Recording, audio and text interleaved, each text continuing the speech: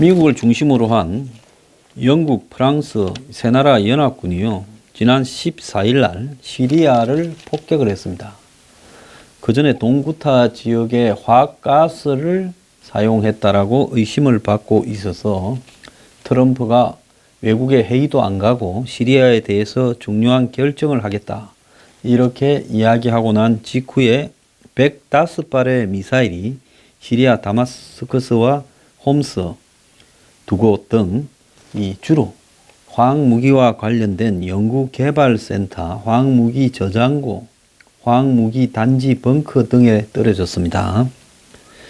자, 그래서 지금 1차 대전의 직전처럼 시리아가 거의 국제 대리전의 전장이 되어가고 있다, 이런 이야기도 나오고, 세 곳만 때리고 트럼프가 임무 완수를 했다고 해서 좀 의아한 여튼 시각으로 트럼프를 바라보는 사람도 있습니다. 자, 일회성 공격으로 이렇게 끝내고 임무 완수했다. 그래서 미국이 과거에 부시가 이라크전에 임무 완수했다 하고 난 이후에 4,400명이 더 죽고 2조 달러의 돈이 들어간 일을 생각을 하면 시리아에서 임무 완수라는 트럼프의 말이 좀 우스운 게 아니냐라는 이야기도 있습니다. 그런데 트럼프가 국내에서 물러 특검이 지금 러시아 게이트와 관련해서 트럼프 코앞에 와 있고, 또 각종 여배우들 이런 사람들과의 스캔들, 이런 이야기들이 나오면서 이제 이 트럼프가 결단을 했다, 이런 이야기들도 있습니다만은, 트럼프가 이번에 시리아를 폭격한 부분은 볼턴이 취임한 닷새 만에 벌어진 일이라는 겁니다. 그래서 이 문제가 우리는 북한 문제하고도 좀 관계가 있다는 겁니다. 미북 정상회담이 예정되어 있는데 이 미국이 시리아를 이렇게 볼턴 취임 5일 만에 폭격을 했고, 더 나아가서 이 북한과 시리아의 미묘한 협조 관계가 있는 시설이다라고 하는 이야기가 지금 나오고 있습니다. 이번에 미, 영, 퍼 연합군이 공습한 시리아 화학무기 시설 가운데는 북한 기술자들이 일하는 곳도 있다고 합니다. 이 다마스커스 외곽의 바르자 연구개발센터에 보면 북한 출신 기술 고문들이 체류한 곳이라는 겁니다. 이 바르자 연구센터는 70년대부터 시리아 화학무기 개발을 주도해온 생화학무기 연구소라는 겁니다. 그런데 대북제재위원회 보고서에는 2016년 8월에 북한의 미사일 기술자들이 시리아를 방문해서 화학무기 미사일 시설에서 일을 했고, 이들이 계속 이 시설에서 근무를 하고 있다고 합니다. 근데 시리아는 북한에 이 연구진이 없다고 이야기를 하고 있죠. 그래서 이 유엔 대북제재위원회가 북한이 대북제재와는 상관없이 시리아와 화학무기 그리고 미사일 품목 등을 거래한 정황을 얼마 전에 제시를 했는데요. 2012년부터 2017년까지 북한은 선박을 통해 시리아로 탄도미사일 부품 등 금수 품목 40건을 갖다가 넘겨줬다는 겁니다. 그래서 미국의 공화당 의원들은 트럼프한테 이걸 못하도록 제재를 강화해야 된다고 지금 오늘도 그렇게 문제 제기를 하고 있습니다. 오늘도 미국의 공화당 상원 의원 8명이 북한과 시리아를 묶어서 추가 제재를 검토하는 문안을 이 국무부 장관 대행하고 재무장관한테 보냈다는 겁니다. 자, 미국 관리들은 연합군이 시리아의 모든 화학무기 인프라를 표적으로 삼지는 않았고, 시리아 정부군이 여전히 민간인을 독가스를 이렇게 가지고 공격할 능력을 갖추고 있다라고도 이야기를 하고 있습니다. 자, 미국은 이번에 시리아 폭격으로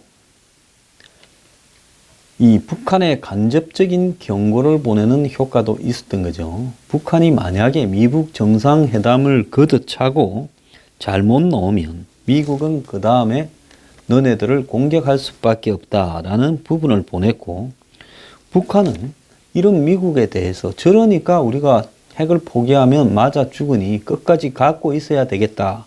이런 생각을 더 했다고도 이렇게 하는 이야기도 있습니다. 미국의 CNN은 시리아 미사일 공격으로 미북 정상회담이 더 복잡해졌다.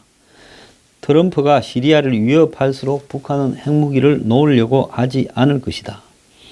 그래서 김정은이 시리아를 보면서 체제 보장으로 핵무기를 끝까지 갖고 있다고 생각할 경우 회담이 잘 되겠느냐라고까지 이야기를 하고 있습니다. 자, 이런 상황에서 지금 시리아 공격 이후에 아베가 지금 일본으로 갔습니다. 3만 명이 어제 일본에 모여서 아베 물러가라 시위를 했는데요. 아베는 미국하고 관계만 잘 풀고 오면 되겠다. 이런 생각을 하고 갔는데요. 자, 아베는 지금 수목금 3일을 트럼프의 플로리다 마라라고 리조트에서 같이 지내면서 만난다고 합니다. 자, 그런데 아베가 할 말은 빤한 겁니다. 제가 듣기로는 더 강하게 지금 미북 정상회담을 앞두고 가야 되고 북한에 속지 말고 한국 정권에도 속지 말라라고 이렇게 이야기를 할 거다라는 말이 지금 들리고 있습니다. 일본은 지금 철저히 한국에 대해서 이빨을 갈고 있죠. 그런데 이번에 정의용 안보실장이 미국에 가서 볼턴한테 한 이야기는 대략 이렇게 들려요. 걱정하지 마라. 4월 27일 날 남북 정상회담에서 우리 뵐 거 없다. 그러니까 이 볼턴은 아무 말을 하지 않고 듣고 있다라는 이야기가 있습니다. 자, 우리가 조만간에 정리를 해서 당신들한테 이야기를 해 주겠다라고 말만 했다는 겁니다. 그래서 무슨 한국과 미국 간의 라인이 구축되고 어쩌고 공항에서 한 이야기는 전부 뻥인 거죠. 자, 이 과정에서요, 지금 미국하고 일본 대 북중러의 연합군이 사실상 양쪽 패거리로 나눠지고 있고, 한국은 여기에서 북중러에 더 붙고 있다라고 바라보는 것이 지금 미국의 언론의 시각입니다. 미국이나 일본의 언론에서는 노골적으로 한국이 북한과 중국과 입장을 맞추고 있다고까지 이야기가 나오고 있습니다. 자, 그런 상황에서 미국이요, 오늘부터 5일간 소개 훈련을 실시하는데요. 주한미군 가족들이나 한국에 있는 미국 사람들을요, 이 16일부터 20일 동안 전쟁 상황에 대비해서 미군 가족들을, 미국 국적의 이 민간인들을 한국에서 미국 본토까지 실제로 탈출시키는 비전투원 소개 훈련을 실시한다는 겁니다. 미군이 1년에 2번은 이런 걸 의례적으로 하는데 미국까지 보내는 것은 처음이라는 거죠. 일본에 보통 가거나 부산에 이렇게 모이는 걸로 끝내고 말았죠. 지난 22일 날 이 내용이 보도됐지만 당시 주한미군은 이걸 갖다가 확인해 주지 않겠다. 사실이 아닌 걸로 안다. 이렇게 말을 했습니다. 이제는 그게 사실로 드러났습니다. 그래서 이번 철수 훈련은 민간인을 일본의 주일 미군 기지로 철순시킨 다음에 다시 미국으로 보내는 방식으로 진행이 되는데, 이를 위해서 경기도 오산 미군 기지에서 민간인을 실어 나를 군용기가 대기 중이라고 지금 알려지고 있습니다. 주한미군은 이번 훈련을 위해서 이 미군 가족 등 지원자 100명을 선발을 했다는 거예요. 자, 이것은 당연히 미국이 한국의 현 상황을 매우 심각하게 보고 있다는 거고요. 또 일본조차도, 일본에 있는 미군 기지도 지금 북한의 미사일, 핵미사일에서 자유롭지 않다. 자, 중거리 탄도미사일로 일본 기지를 겨냥할 수 있으니까 이제는 미국이 최악의 상황에서 본토로 실어 날라야 되겠다라는 부분을 이렇게 밝힌 거죠. 그러면 그 상황에서 뭐가 잘 돼 가느냐? 자, 미국 국무부의 대변인이 엊그제 브리핑에서 북한의 비핵화에 대한 포괄적 합의가 첫 만남에서 이루어질 수 있다는 어떠한 환상도 갖고 있지 않다. 미북 정상회담 장소도 결정되지 않았다라고 이야기를 했습니다. 자, 폼페이오 지명자가 청문회에서 전날 했던 것과 같은 발언을 하면서 미북 정상회담에서 뭔가 나올 것처럼 기대를 하지 말아라고 미국 정부의 관계자들이 연이어서 이야기를 하고 있습니다. 그래서 이것은 미국 정부 내에서 부처마다 이 미북 정상회담에 대해서 우리가 어떻게 바라봐야 되는가 하는 것이 대략 합의가 되어 있다는 거예요. 그래서 미국이 평양에 연락사무소나 대사관을 설치할 가능성에 대해서 미국이 그렇게 할 거라고 생각하지 않는다고 국무부 대변인이 이야기를 했고, 또 더 나아가서 미국은 지속적으로 한반도 비핵화를 추구해 왔고 김정은은 이에 전념할 의지가 있다고 말을 해서 그래서 만나서 대화하는 것 뿐이다라고 이야기를 했습니다. 미국 내에서요, 점점 이 미북 대화에 대해서 김을 빼고 있는 부분이 있습니다. 트럼프는요, 스타일이 어떤가 하면 만나서 깨지기 전까지는 그 사람한테 굉장히 이렇게 좋은 말을 하고 기대를 이렇게 불러일으킵니다. 그런데 이제 만날 때는 엄청난 계약서를 들이밀고, 그리고 깨지고 나면 모든 책임을 그 사람한테 다 떠넘기는데 탁월합니다. 그게 트럼프 스타일이에요.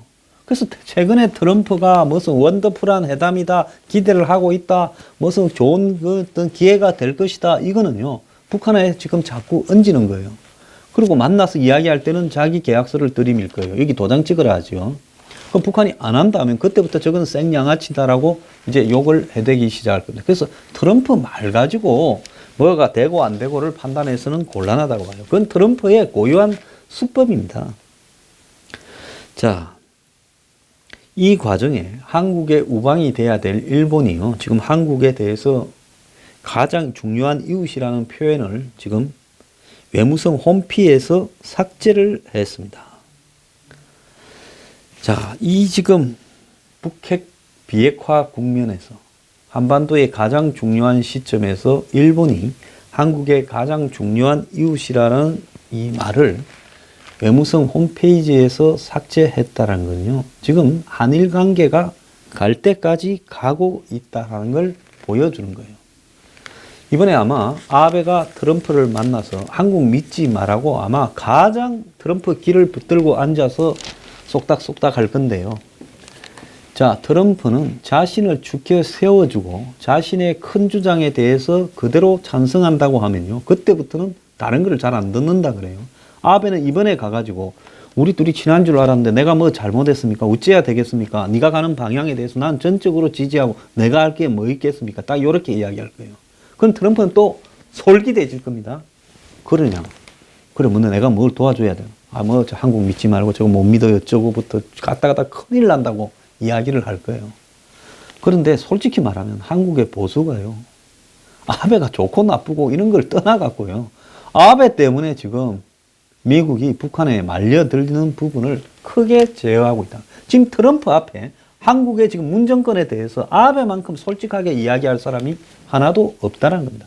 트럼프의 참모들요, 솔직하게 말하기를 굉장히 두려워합니다. 트럼프 스타일에 본인의 결론에 조금 아닌 이야기하면 너 집에 가, 이거예요. 그러니까 지금 백악관에서 저렇게 많이 쫓겨나오고 바뀌지 않습니까? 자, 그런데 북한의 이 김정은이한테 중국의 대외 연락부장 숭타오가 지금 북한을 방문을 했어요.